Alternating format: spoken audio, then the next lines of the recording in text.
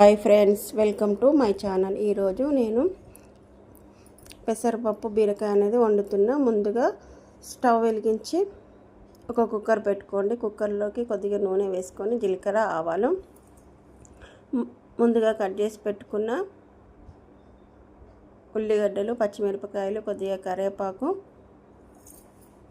వేసుకోండి. ఒకసారి కలుపుకోండి. కలిపిన తర్వాత మూత పెట్టుకొని 1 నిమిషం పాటు మగ్గించుకోండి. అవి కొద్దిగా మగ్గిపోతాయి. మగ్గిన తర్వాత అందులో కొద్దిగా అల్లం వెల్లిగడ్డ పేస్టు, కొద్దిగా పసుపు వేసుకోండి.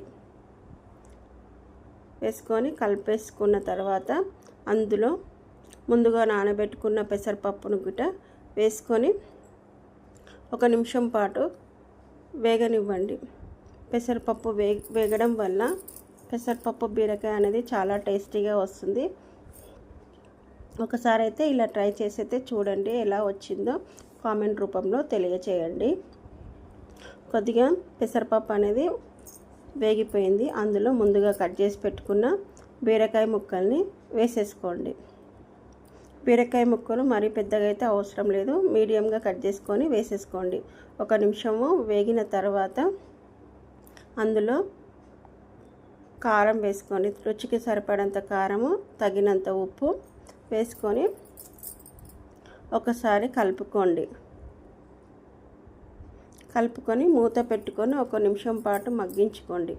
కొద్దిగా మగ్గిన తర్వాత బీరకాయలు అనేది కొద్దిగా మగ్గిపోతాయి. మగ్గిన తర్వాత 2 టమాటాలు కట్ చేసుకొని అందులోకి వేసేసుకోవాలి.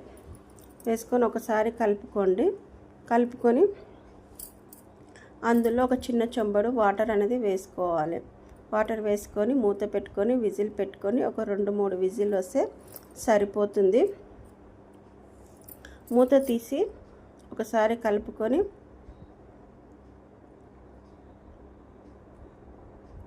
అందులో కొద్దిగా కొత్తిమీర వేసేసుకోండి. కొత్తిమీర వేసుకొని 1 నిమిషం పాటు మూత పెట్టుకొని ఉంచుకుంటే బీరకాయ పెసరపప్పు అనేది రెడీ అయిపోతుంది ఫ్రెండ్స్. ఎంతో టేస్టీగా ఉండే బీరకాయ పెసరపప్పు రెడీ అయిపోయింది. ఇప్పుడు సమ్మర్ కాబట్టి పెసరపప్పు చలువనే, బీరకాయ చలువనే కాబట్టి నేను ఈ విధంగా అయితే వండిన ఈరోజు అనేది. బీరకాయ పప్పు రెడీ అయిపోయింది. నచ్చితే మీ ఫ్రెండ్స్కి, మీ ఫ్యామిలీ మెంబర్స్కి షేర్ చేయండి, లైక్ చేయండి, కామెంట్ పంపండి, సబ్స్క్రైబ్ చేసుకోండి. చూసినందుకు